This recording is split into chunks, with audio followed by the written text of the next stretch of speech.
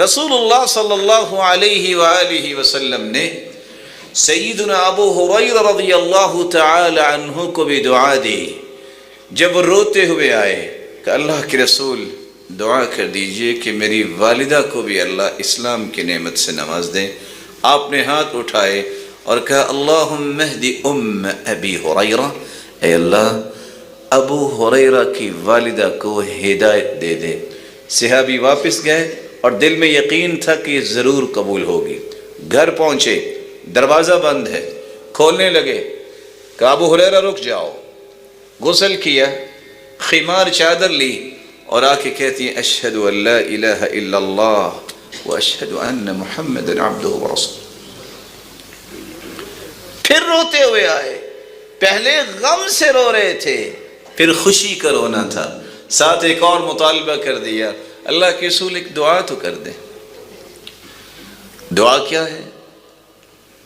دنیا میں جو بھی مومن ہو وہ مجھ سے اور میری ماں سے محبت کرے اور ہم دونوں کے دلوں میں پوری کائنات کے مسلمانوں اور مومنوں کی محبت ڈال دے۔ اللہ کے رسول نے دعا کی اللہم حبب عبیدک ابا ہریرہ وامہ الی عبادک المؤمنین وحبب الیہم المؤمنین۔ یا اللہ ان دونوں کے دلوں میں پوری کائنات کے مومنوں کی محبت ڈال اور دنیا کے مومنوں کے دلوں میں ان کی محبت ڈال۔ صحیح مسلم کی روایت ہے، یاد رکھنے والی ہے، کبھی کسی مجلس میں کام آئے گی، جو سیدنا ابو ہریرہ رضی اللہ تعالی عنہ صحابہ کرام میں سب سے بڑے حافظ حدیث تھے۔ ان جتنے کسی کو حدیثیں یاد نہیں تھیں، اور وہ دو دن تک بھوکے رہتے اور حدیثیں پڑھتے رہتے تھے۔ جب کوئی مجلس میں تمہیں کہتا نظر آئے کہ ان کو تو سمجھ ہی نہیں تھی، ان کو کہنا یہ حدیث ہے، ذرا غور سے سن لے۔